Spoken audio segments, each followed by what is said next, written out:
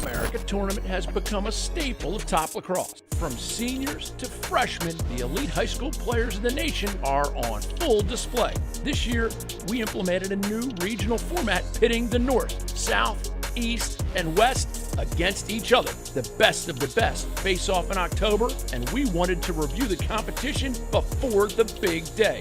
This is the All-America Tournament Road to the National Championship. Greetings and salutations, one and all. This is the Road to the National Championship, and we are going to closely examine the West Super Regional. Thanks for joining us on CSE TV. I'm Booker Corrigan alongside ESPN and Big Ten analyst Mark Dixon.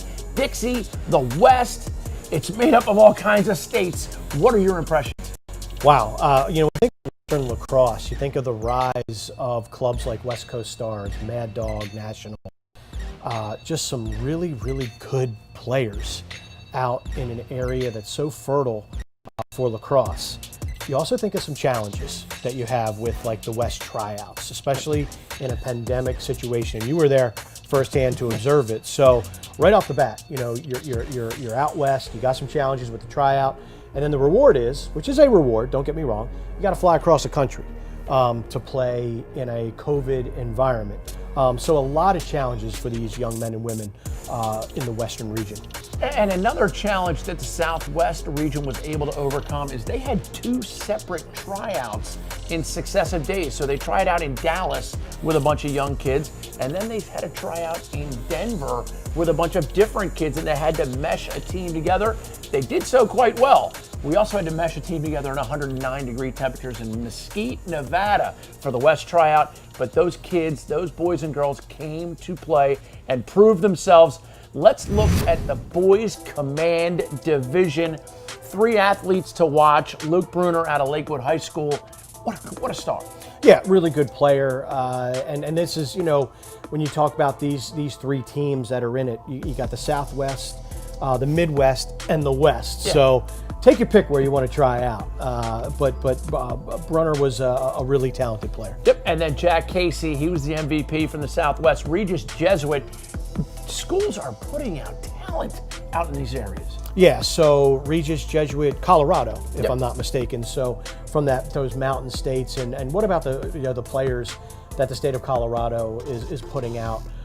You might say that really the icing on the cake was when Bill Tierney won that national championship with Denver back in 2015, as just really an exclamation point on what's going on in the state of Colorado and that part of the country for lacrosse. But Casey, obviously, a testament to the student athletes that are out there. And Sean Leahy out of Culver.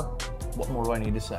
Yeah, Culver is a program that is just built up into a national power, and Leahy is a cog in that machine, and he had a great tournament. Speaking of tournaments, the pool play, Southwest went 3-1, Midwest 3-1. The West went 0-4. That doesn't mean they weren't competing as hard as they could. Let's get to the championship game highlights. And let's get to the championship game. Southwest team in white, Midwest team in dark. And it's going to be the Southwest team that gets it going. Number 9, Cameron Martin. He spells Hitch with a capital H, G with a lowercase g. Southwest goal number 2, Blake Morton. On the far side, goes low and away and puts the Southwest up 2-0. Now we got the Midwest. Outlet, woo, woo, woo, woo! Ben Johnston. He's got handles for days. Let's go around the back. Whoop!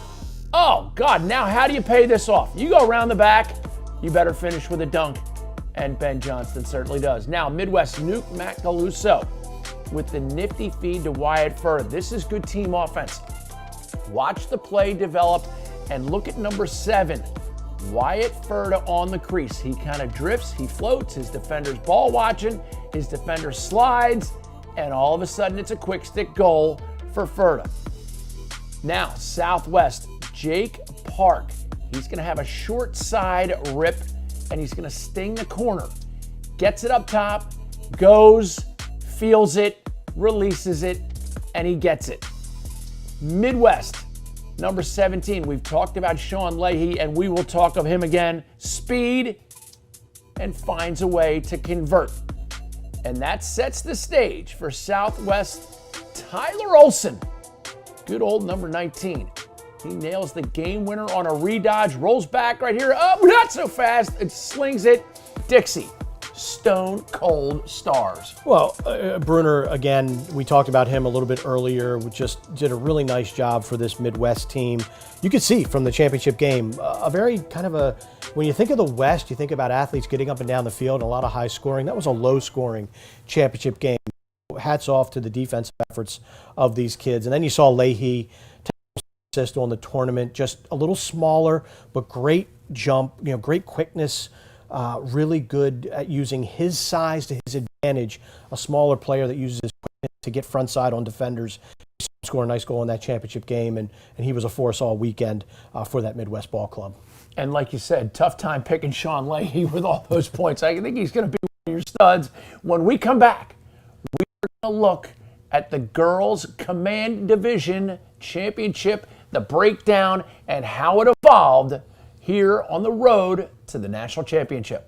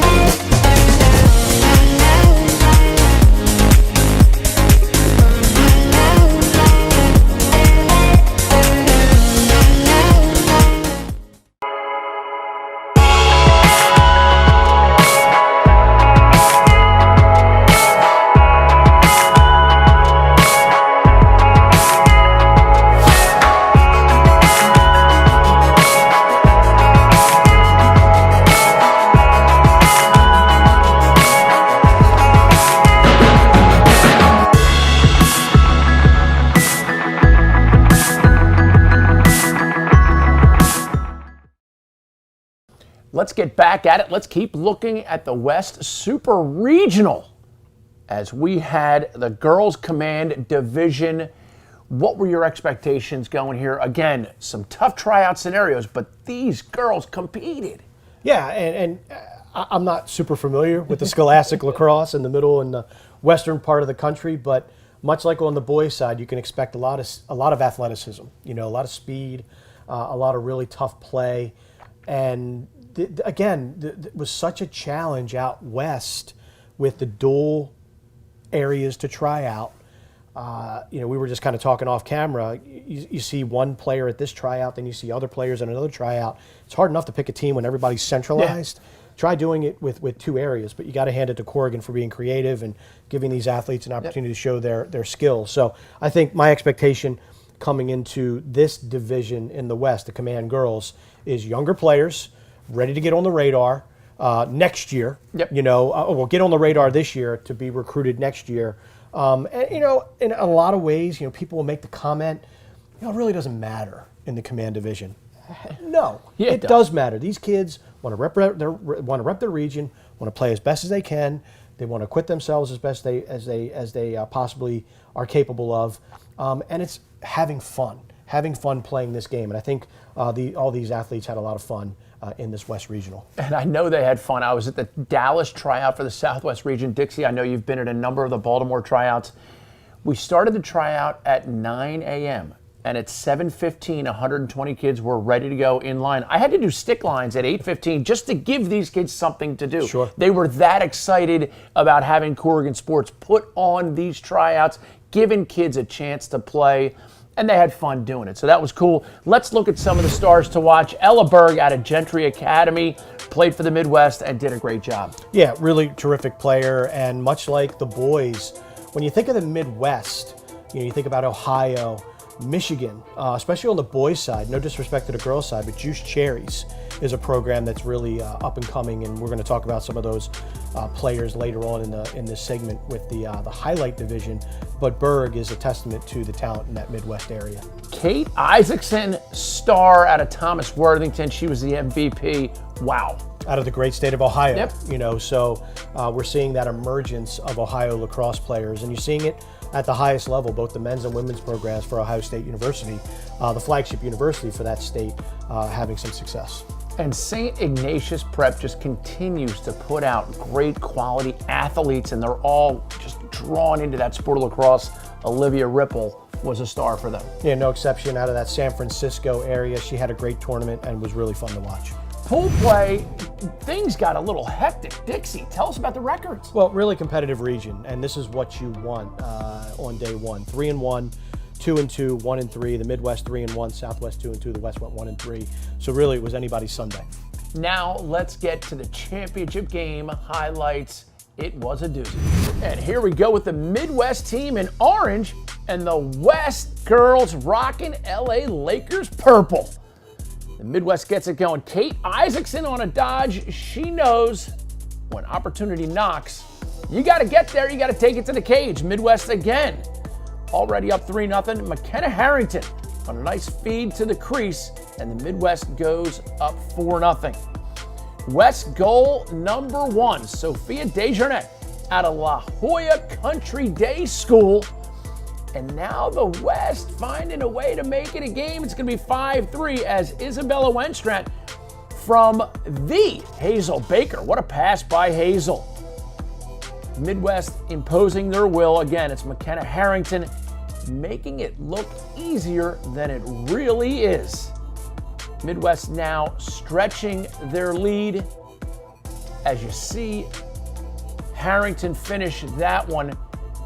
Here is Ella Berg. Gets the pass, gets double teamed, gets a little shifty, and the Gentry Academy star dunk. Midwest continuing to hammer the point home. This goal by Hannah Exgari.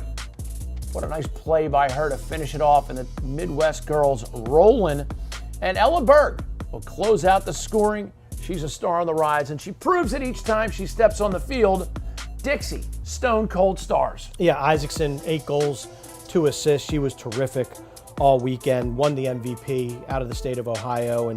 And Berg, you know, we mentioned her prowess earlier in the broadcast, you know, kind of a slight frame, but just really talented player. And hats off to the West for getting into the championship game. You know, we mentioned day 2 being a fresh start, a new beginning. They were 1-3. They were the number 3 seed coming into that Sunday action, and they were able to spring the upset and get into the championship game. But the Midwest behind Isaacson and Berg, just a little too much. And my girls from the West Command team, they did win that semifinal in OT. When we get back, we're going to look at the girls' highlight division of the West Super Region. Don't go anywhere.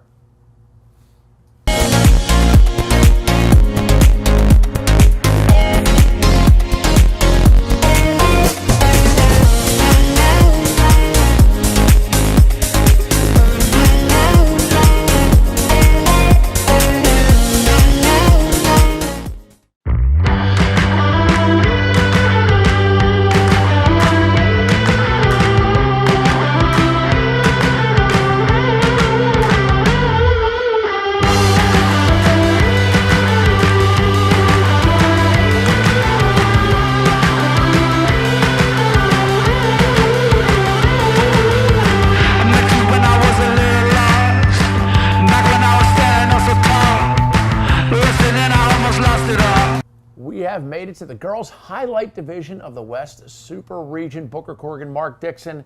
Dixie, what did you like about this girls' highlight breakdown? Well, again, these are athletes. You got a little bit of a mixture. You got 21s that are already committed, 22s that at the time of the tournament were working towards getting further exposure, tape, knowledge to the college coaches. So ultra competitive and really fun.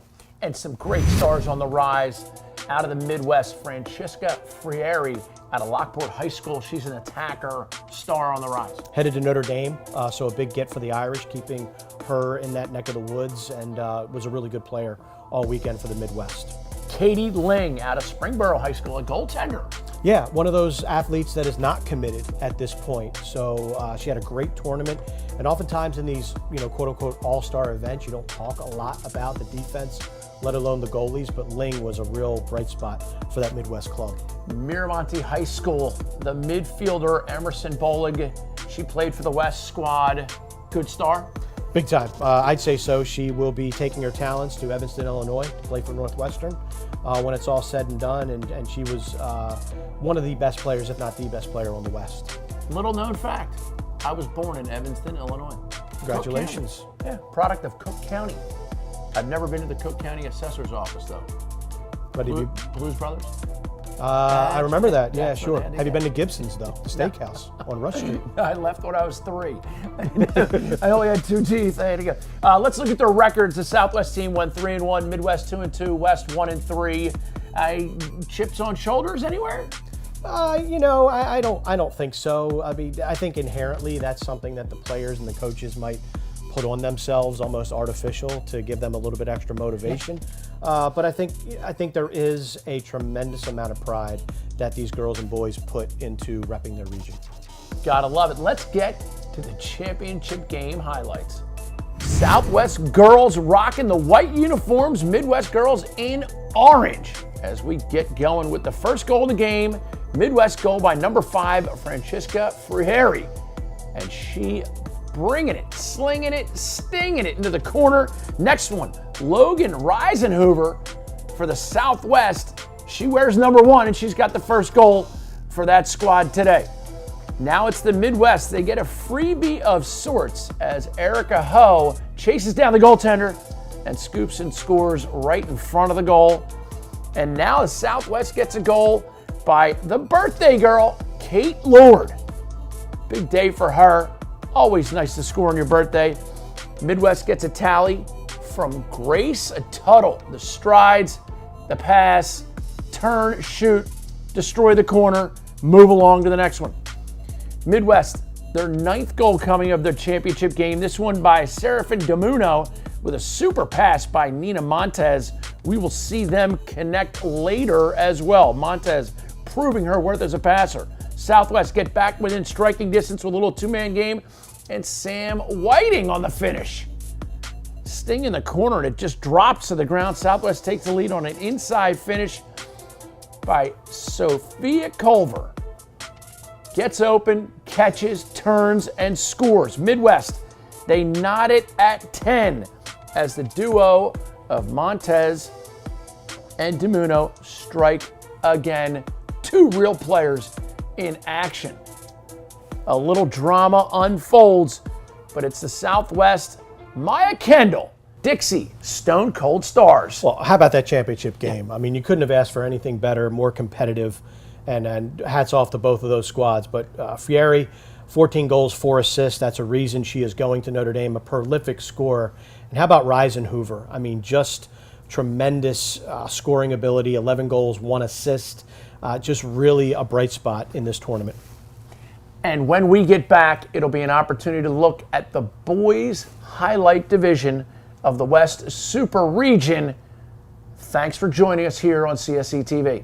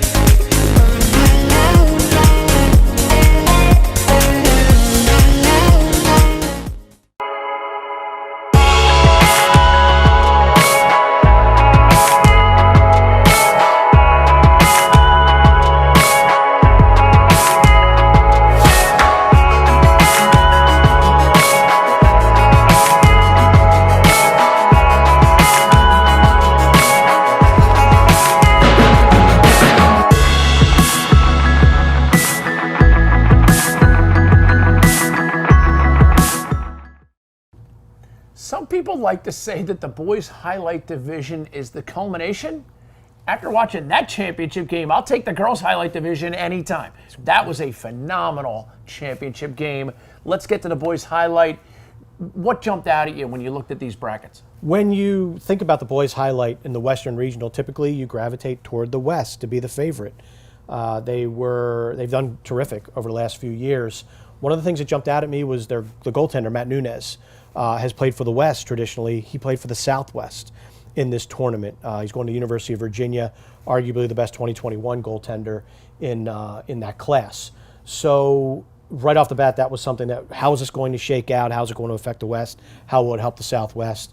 But again, these are kids, some are committed, some are right on that doorstep, so it always makes for great lacrosse. A highly competitive matchup, the all tournament long. 3 featured athletes we like to look at, from Loomis Chafee, the attackman. Trey Ika played for the Southwest. He can do anything. He really can, and he'll take his talents east for college. He's going to go to St. Joseph's in the Philadelphia area, and Ika just had a tremendous tournament. And Bo Lockwood, you coached against him. He is a handful. I mean, this guy is a terrific player. He's a 2022, plays for the Juice Cherries. I don't think he's committed as of the time we're doing this television show, but he'll be soon, and he's going to be a great get for any college program. Yeah, he might be committed now. Yeah, right. Or wait, now. Okay, and then last, Tommy Kuntz, MVP.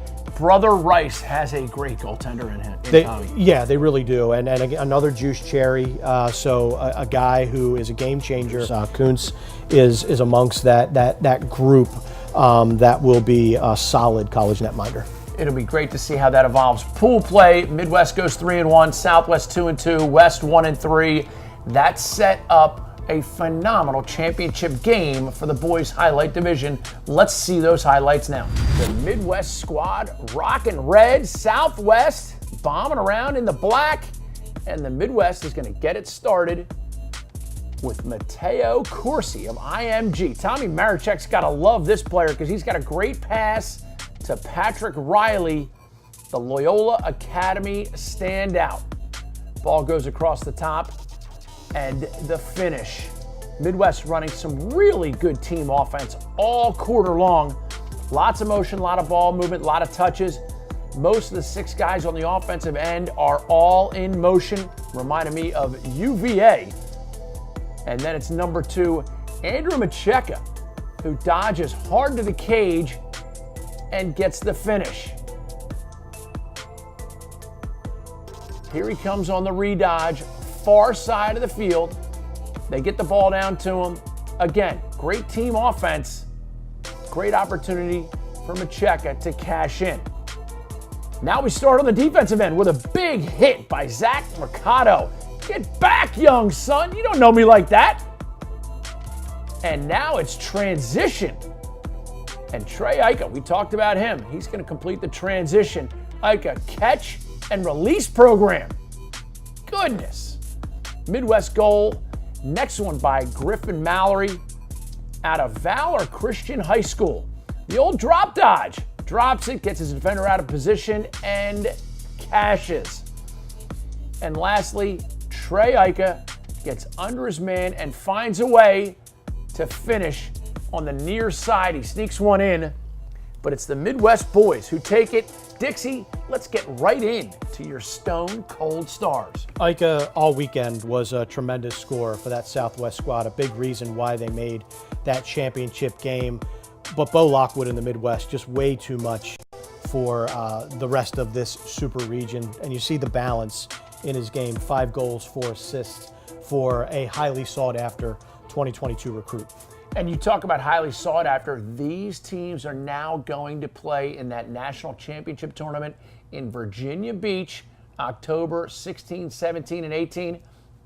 We've already gone through the South. We've gone through the West. Coming up next, we're going to look at the East Super Region. It was Barn Burner City, New Jersey, Philly, and Connie divisions going at it. For Mark Dixon, I'm Booker Corrigan, CSC TV.